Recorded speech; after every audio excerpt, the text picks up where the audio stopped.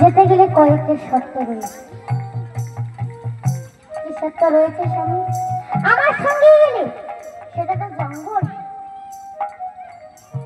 তোমাদের গাছের পাতা খেয়ে থাকতে হবে, কখনো ঝর্ণার জল খেয়ে থাকতে হবে, কখনো গাছের ফল খেয়ে থাকতে হবে, কখনো কখনো না খেয়েও থাকতে হবে।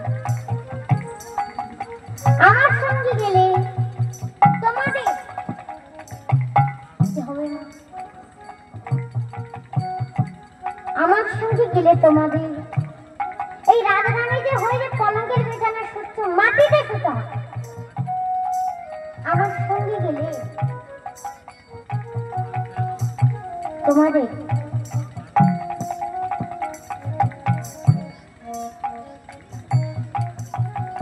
গাছের ছাল পরে থাকতে হবে।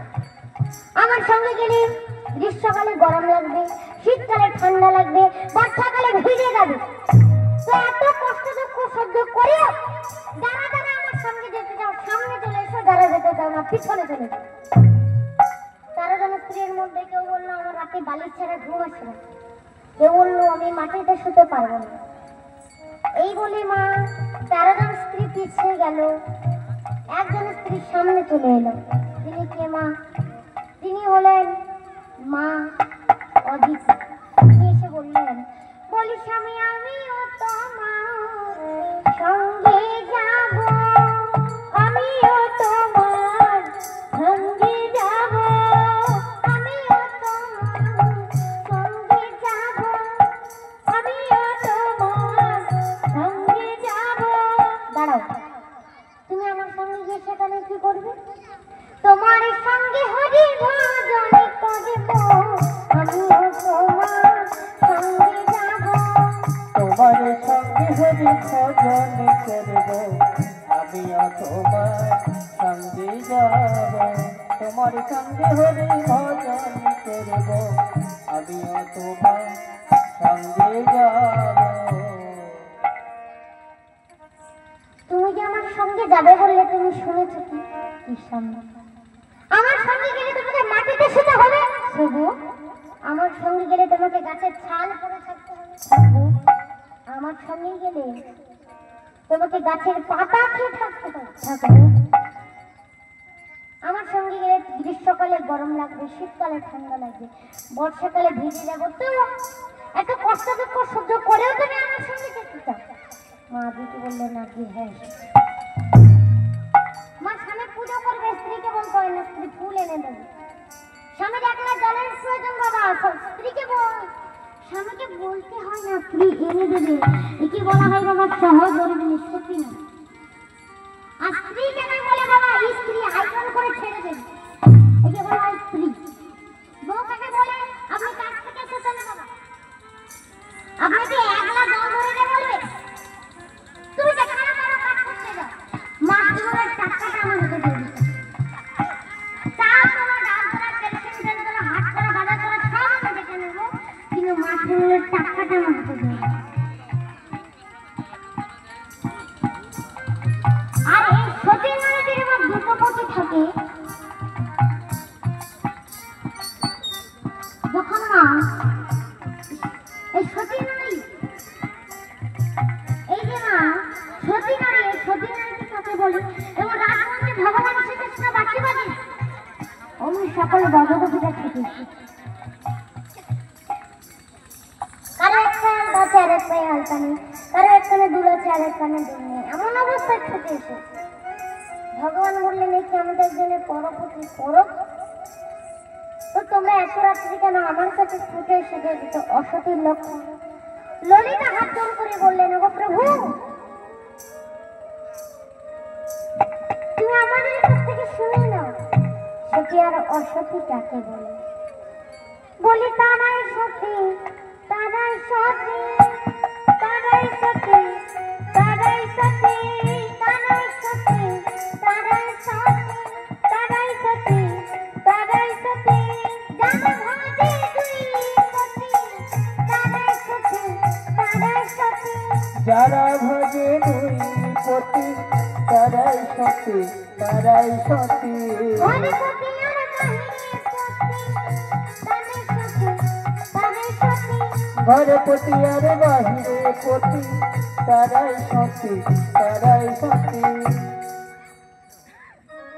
আর ওই সতী নারীদেরই দুটো পতি থাকে, মায়েরা আসতে কথা বলবেন না। এই যে মায়েরা দেখছি তখন থেকে কথা বলে যাচ্ছেন, কি কথা হচ্ছে গো মা? কি খাইছে করে না, মানে অনেকদিন পর দেখা হয়েছে, তো দেখা সাক্ষাৎ হয়েছে, কথাবার্তা হয়, এই কথাটা বলছে, ও দিদি তো টোকাটা কেমন হয়েছে রে?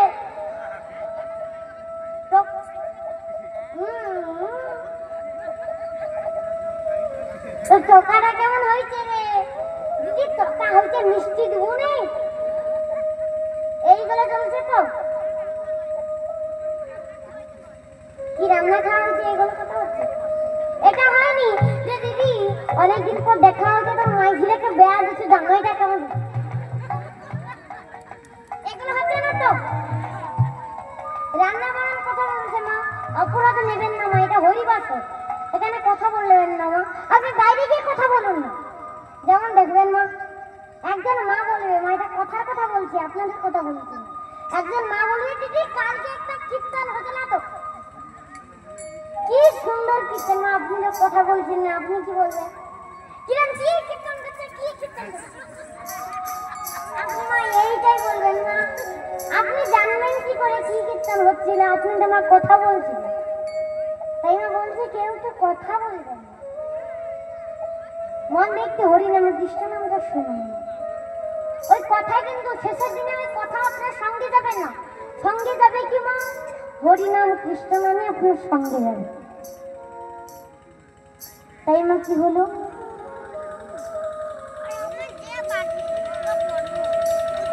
এই মা সতী নারীদের দুটো পতি থাকে, আর কারো থাকে না।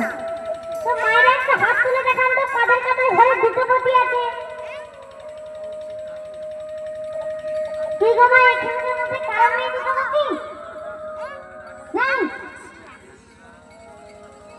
মায়েরা বলছে কত দিকটা নিয়ে এলেও চলে যায়, কেউ বলে নেই দুটো পতির কথা। কিরম আসে বলছে দুটো পতি কাদের কাদের ঘরে আছে, এক পতি নিয়ে ঘর করতে পারছে, তাতেই আবার কি জেলা মাঝ রাতে এসে বলে বাসন্তী দরজাটা খোলো, এক পতি নিয়ে ঘর করতে পারছি না, তাতেই আবার কি জ্বালা, দুটো পতি নিয়ে থাকবো কেমন করে?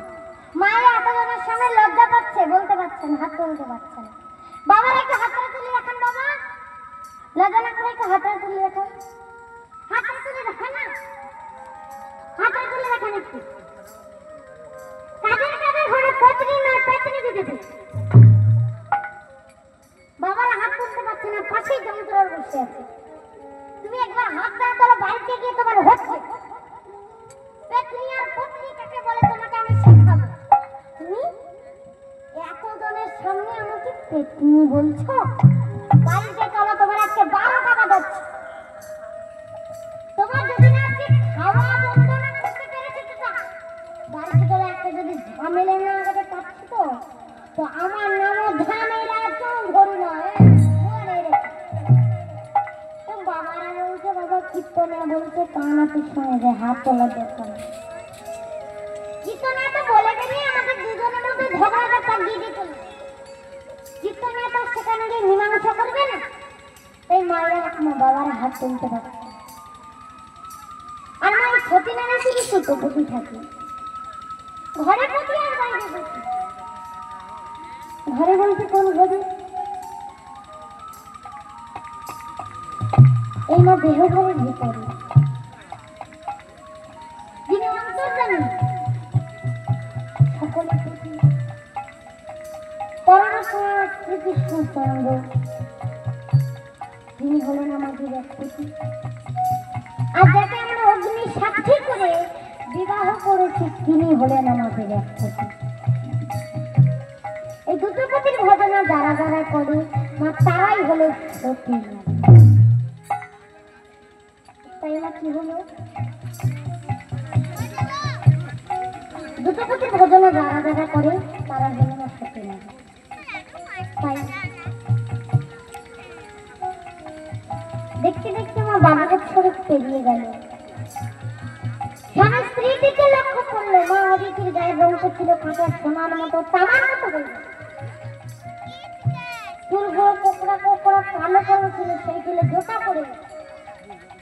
তখন স্বামী বলল, বলো আমি তোমার সেবায় সন্তুষ্ট হয়ে দিতে যেতে চাই, বলো তুমি কি চাও? স্বামী আমার কিছু লাগবে না, তুমি সংকোচিত মনে করো না, তুমি লজ্জা পেও না, তুমি সংকোচিত করো না, লজ্জা পেও না। কি করলে না?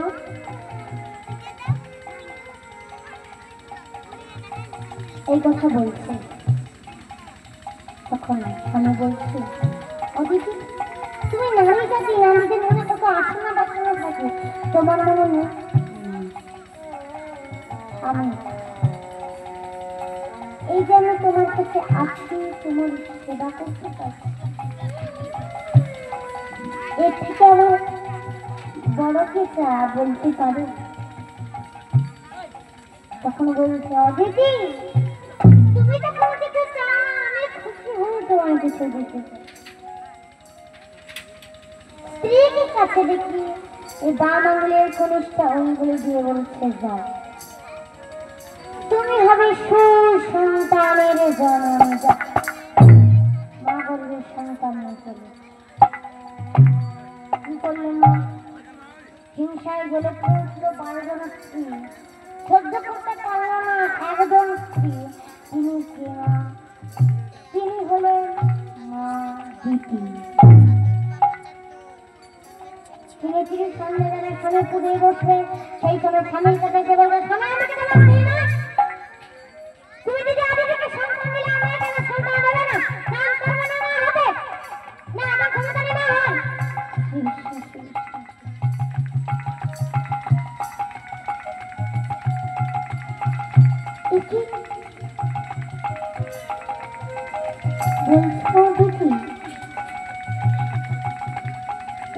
সন্ধ্যেবেলা তুমি সন্তান কামনা করছো, তোমার সন্তান হবে আসুন, তোমার সন্তান হবে দুরাচারী, তোমার সন্তান হবে কাকাচারী। আমার সন্তান দুরাচারী হবে কাকাচারী, আমার তো জানো না তুমি আমার সন্তান দেবে কিনা? আমি ভাবলাম এই সময় যদি অভিশাপ দিয়ে দেয়, যেমন অভিশাপ দিয়েছিল না উর্বশী রাবণ, উর্বশী ইন্দ্রের সবাই নৃত্য করতে যাবে, এমনি মা বলছে তুমি আমার উর্বশী বললেন, একদিন ধরা আজ আমার ইন্দ্রের সবাই ধ্যান রাখে, আমি কথা দিলাম কাল আপনারা সবাই নৃত্য করবে।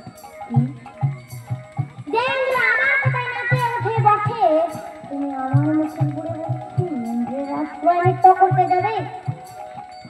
যখন মা জোর করে হাতটা ধরে টেনে নিয়ে গেল, ও বসে বললেন, আপনি স্বর্গের মূর্তির পাতালে রাজা রাবণ বলে আমার হাতটা ধরে টেনে নিয়ে যেতে পারি, আমি অভিশাপ দিলাম আর কোনো একবার যদি তুমি কোনো সতী নারীকে হরণ করো, সেই সতী নারীর জন্য গোটা রাবণ বংশটা ধ্বংস হয়ে যাবে, ধ্বংস হয়ে যাবে, ধ্বংস হয়ে যাবে। তোমার একবার রাবণ রাজা কাকে হরণ করেছিল গো? সীতা দেবী। সীতা দেবীর জন্য না গোটা রাবণ বংশটা আমার ধ্বংস হয়ে যাবে। তাই না এই সন্ধ্যেবেলা আপনি খোল বাজাতে জানেন না, করতাল বাজাতে জানেন, এক জায়গায় বসে যদি হরিনামের সংকীর্তন করে, তবে না যদি হরিনামের সংকীর্তন করে, ভগবানের ক্ষমতা নেই আপনাকে কষ্ট দেবার, দুঃখ দেবার, জ্বালা দেবার, যন্ত্রণা দেবার।